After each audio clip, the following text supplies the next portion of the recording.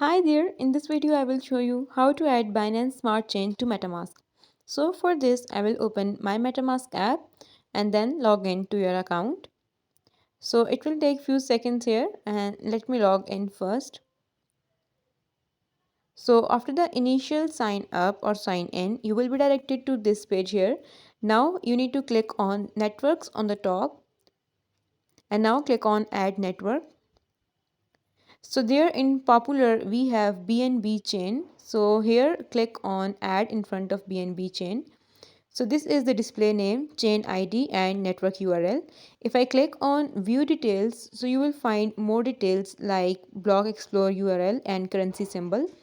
So now click on confirm and now go to switch to network and now BNB chain is active. So in this way, you can add BNB chain in MetaMask. If you found this video helpful, make sure to like the video and subscribe our channel. Thank you for watching. Bye.